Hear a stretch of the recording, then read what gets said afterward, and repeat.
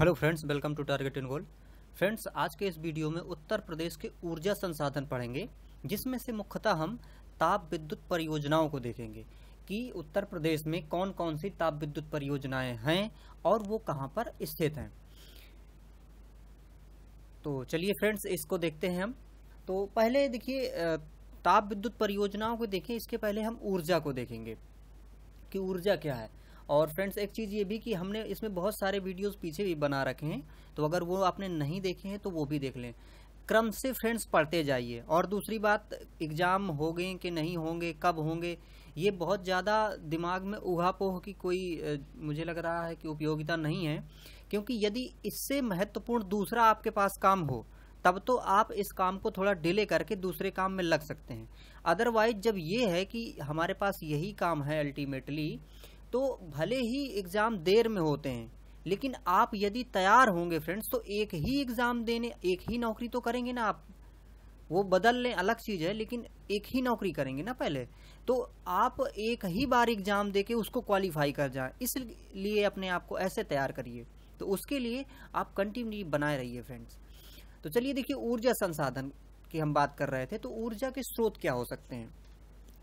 ऊर्जा के स्रोतों को फ्रेंड्स कई तरह से बांटा जाता है, जैसे कि एक तो हो गया व्यापारिक, गैर व्यापारिक, या फिर पारंपरिक, गैर पारंपरिक। एक प्रकार और होता है कि समाप्त, असमाप्त, मतलब कि ऐसे जो समाप्त हो जाते हैं और ऐसे जो समाप्त नहीं होते हैं। तो इस प्रकार से ऊर्जा के जो स्रोत हैं, जो संसाधन हैं, उनको कई तरह से बांटते हैं। तो उत्तर प्रदेश में भी इसी तरह से यही संसाधन प्रयोग हो रहे होंगे, जैसे कि पूरे देश में या फिर विश्व में प्रयोग होते हैं। तो यहाँ पर जैसे पहला है हमारे पास में व्यापारिक और गैर व्यापारिक ऊर्जा के स्रोत या संसाधन।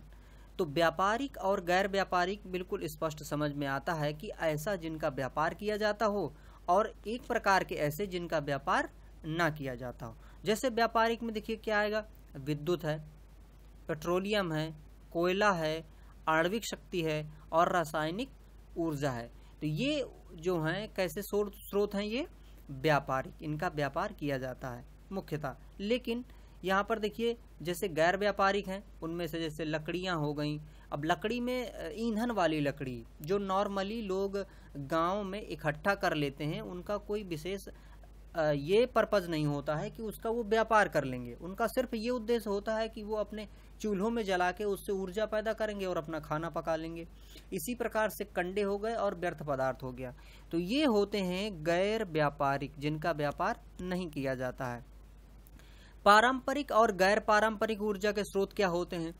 पारंपरिक का मतलब हुआ कि जो परंपरा से हमने बहुत पहले से उनकी उपयोगिता को अपने काम में लिया है, मतलब उनको उपयोग किया है हमने, तो वो कैसे होंगे, पारंपरिक होंगे। गैर पारंपरिक का मतलब जिनको हमने बहुत पहले तो प्रयोग नहीं किया था, क्योंकि हमारे पास उतना नॉलेज नहीं था, उतनी उनकी जानकारी नहीं थी, तो हम उस समय उनको प्रयोग नहीं कर सके, लेकिन अब हम उनको प्रयोग करने लगे हैं, तो वो होंगे गैर पारंपरिक। तो पारंपरिक जो स्रोत हैं ऊर्जा के, उसमें से जैसे जल हो गया, कोयला हो गया, तो ये हम बहुत ही पहले से इनको प्रयोग करते रहे हैं ऊर्जा के लिए, है ना, ऊर्जा उत्पादित करने के लिए।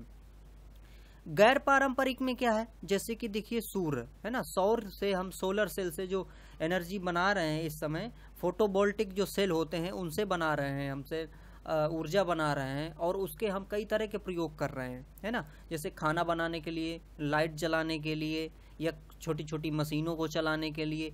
पवन ऊर्जा आप देखे होंगे, तो पवन ऊर्जा में हम पवन चक्कियों का और उनका जो उसमें से उनके फैन होते हैं उनको राउंड करके उससे हम ऊर्जा पैदा कर रहे हैं, है ना। इसके बाद जैव ऊर्जा हम पैदा कर रहे हैं, कचरे से भी हम ऊर्जा बना ले रहे हैं वर्तमान समय में।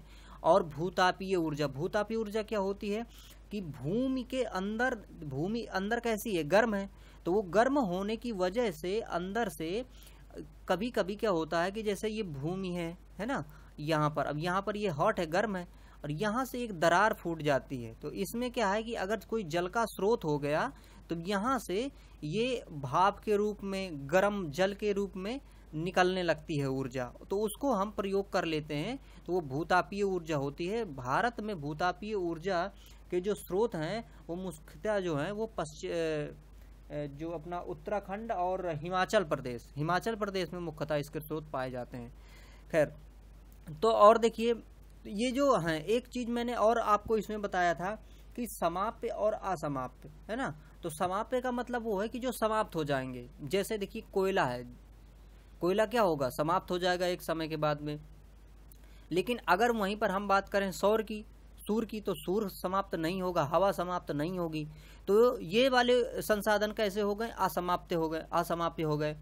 लेकिन अब यहाँ पर अगर हम साधारणता देखें तो सूर्य भी एक दिन समाप्त होगा, वो डेफिनेटली बात है।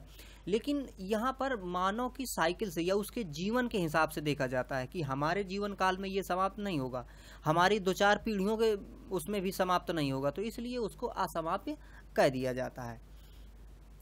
अब देखिए जो उत्तर प्रदेश है, तो उत्तर प्रदेश में जो विद्युत है या यहाँ पर बिजली बनने का जो काम शुरू हुआ वो आज़ादी के पहले से ही शुरू हो गया था फ्रेंड्स, जिसमें से कानपुर तापीय स्टेशन 1906 में तैयार कर लिया गया था। देखिए तो ये 1906 में तैयार किया गया था, तो आज़ादी के पहले ही यहाँ पर बिजली बनाने की प्रक्रिया शुरू हो चुकी थी। आज़ादी के बाद में राज्य विद्युत परिषद की स्थापना की गई थी फ्रेंड्स 1959 को। तो ये फिर इसके बाद हम यहाँ पर विद्युत का जो उत्पादन है उसको बढ़ा सके और उसको सही से ऑपरेट कर सके। अब देखिए यहाँ पर जो हमारे यहाँ विद्युत ताप घर बने, है ना, विद्युत उत्पादन के लिए जो यहाँ विद्युत गृह बने, उनमें से 2 तरह के होंगे। एक होगा हमारा जो राज्य स्तर के कंट्रोल में होगा, मतलब राज्य विद्युत उत्पादन निगम लिमिटेड के नियंत्रणाधीन होंगे, जो है ना, इनके नियंत्रण में जो होंगे वो विद्युत गृह होंगे। और एक दूसरे होंगे फ्रेंड्स एनटीपीसी के। तो ये एनटीपीसी क्या करती है, ग्लोबली काम करती है ना, पूरे भारत में काम करती है और यहाँ तक विदेश में भी काम करती है। लेकिन ये जो राज्य वाला है, तो राज्य वाला सिर्फ क्या है कि अपने राज्य के लिए कंट्रोल करता है, नियंत्रण करता है। तो कौन कौन से ताप विद्युत ग्रह बनाए गए हैं जो राज्य विद्युत उत्पादन निगम लिमिटेड के अंतर्गत हैं, उनकी यहाँ पर एक फ्रेंड्स सूची है। इसमें से देखिए एग्जाम में क्वेश्चन कैसे पूछता है, क्वेश्चन ऐसे पूछता है कि जैसे वो दे देगा कि ओबरा ताप विद्युत ग्रह स्थित है, आपको कई जिलों के नाम दे दिए जाएंगे और आपको वहां पे उसको टिक करना होगा।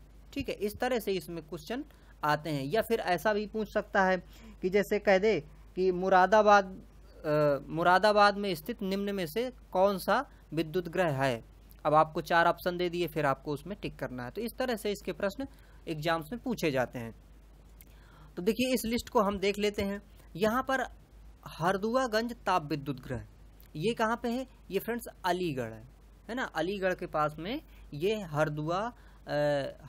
हरदुआगंज जो ताप विद्युत ग्रह है ये अलीगढ़ में है। इसके बाद चंदौसी ताप विद्युत ग्रह जो है वो है मुरादाबाद में। ठीक है, फिर ओबरा ताप विद्युत ग्रह कहाँ पे है फ्रेंड्स, ये है सोनभद्र में। परीक्षा कहाँ पे है, परीक्षा है झांसी में।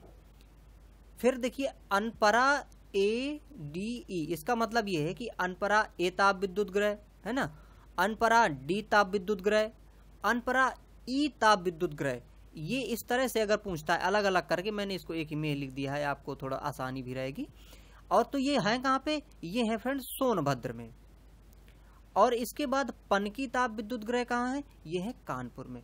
तो राज्य के नियंत्रणाधीन ये ताप विद्युत ग्रह हैं जो कि राज्य के द्वारा क्या किए जाते हैं, कंट्रोल किए जाते हैं या उनको नियंत्रित किया जाता है। अब यहाँ पर देखिए हमारे पास जो लिस्ट है वो लिस्ट है फ्रेंड्स राष्ट्रीय ताप विद्युत निगम, मतलब एनटीपीसी जो ताप विद्युत ग्रह बनाती है। तो एनटीपीसी ने कहाँ कहाँ पे ताप विद्युत ग्रह बनाए हैं, उनका नाम और उनकी स्थिति यहाँ पर दिखाई गई है। इसमें से पहला है देखिए फ्रेंड्स दादरी ताप विद्युत ग्रह। एक चीज और, अगर इसमें से आप ये नाम जाने, जैसे दादरी जाने, है ना, तो दादरी कहाँ पे है, नोएडा में है ना, गौतम बुद्ध नगर में है। तो आप उसको आसानी से इंडिकेट कर सकते हैं, समझ सकते हैं। लेकिन थोड़ा सा जैसे आप कई बार इसको पढ़ेंगे तो आपको क्या होगा, मेमोरी में वो सेट हो जाएगा। तो देखिए दादरी ताप विद्युत ग्रह कहाँ पे है, गौतम बुद्ध नगर, ये नोएडा में है। आंवला ताप विद्युत जो परियोजना है ये कहाँ शुरू की गई है, या ये जो आंवला ताप विद्युत गृह बना है वो कहाँ पे है, बरेली में है। ऊंचाहार ताप विद्युत परियोजना कहाँ बनाई गई थी, ये बनाई गई है फ्रेंड्स रायबरेली में, है ना। रायबरेली के पास में ही ऊंचाहार है, तो वहाँ पे ये बनाई गई है। एक देखिए टांडा, है ना, टांडा ताप विद्युत परियोजना कहाँ पे शुरू की गई थी, ये शुरू की गई थी फ्रेंड्स अंबेडकर नगर में। ये और देखिए सिंगरौली ताप विद्युत परियोजना, सिंगरौली कहाँ पे है, सोनभद्र में है फ्रेंड्स, है ना। तो सोनभद्र में सिंगरौली ताप विद्युत परियोजना शुरू की गई थी। टांडा या कहाँ पे थी, अंबेडकर नगर में थी। और देखिए यहाँ पर कुछ ताप विद्युत गृह हैं, जैसे कि औरैया, औरैया ये जानते ही हैं कि औरैया एक अपना जिला है, उसी में है ना। रिहंद देखिए, तो देखिए रिहंद को अभी हम जब जल विद्युत परियोजना भी पढ़ेंगे तो अब आप वहाँ पे रिहंद को पढ़ेंगे। और रिहंद कहाँ पे है, रिहंद बांध है जैसे, तो वो कहाँ पे बनाया गया था, सोनभद्र में बनाया गया है। तो इस प्रकार से रिहंद ताप विद्युत जो परियोजना है वो कहाँ की है, सोनभद्र की है। मेजा देखिए ये वाली फ्रेंड्स नई है ना, ये जो यहाँ से तीन जो हैं ये अभी नई परियोजना है ये तीनों। तो इनको आपको याद रखना है, क्योंकि ये करंट और उससे हिसाब अगर जोड़ के कभी प्रश्न पूछेगा तो ये आने की संभावना रहेगी। जैसे देखिए मेजा ताप विद्युत परियोजना ये कहाँ पे है, प्रयागराज में, है ना। इसमें से उन्होंने 600 गुणे 3 यूनिट बनाई है, 600 मेगावाट की। तो इस प्रकार से उन्होंने तैयार किया है। बिल्हौर थर्मल पावर प्लांट कहाँ पे है, ये फ्रेंड्स कानपुर नगर में, है ना। तो बिल्हौर नाम की जगह है जो, तो Bilhaur thermal power plant Kanpur में है। शक्तिनगर सुपर ताप विस्तार परियोजना ये कहाँ पे शुरू की गई है, ये है सोनभद्र में। तो ये फ्रेंड्स 3 नई हैं जो कि थोड़ा ज़्यादा महत्वपूर्ण है। तो इस प्रकार से हमने देखा कि कौन कौन सी ताप विद्युत परियोजनाएं अपने उत्तर प्रदेश में सक्रिय हैं और ये किसके नियंत्रणाधीन है, ये चीज़ भी हमने यहाँ पे देख ली। इसके अगले वीडियोज़ में हम देखेंगे कि और जैसे जल विद्युत परियोजना है या फिर जो न्यूक्लियर से चलने वाली जो परियोजना है वो कौन कौन सी इधर पे अपने उत्तर प्रदेश में है। तो फ्रेंड्स इस वीडियो को आपने देखा, आपका बहुत बहुत धन्यवाद। और बने रहिए इस चैनल में। यदि नए हैं तो फ्रेंड्स चैनल को सब्सक्राइब भी कर लीजिए और बेल आइकॉन प्रेस कर लीजिए ताकि आपको नोटिफिकेशन मिलते रहें। और friends thank you for watching.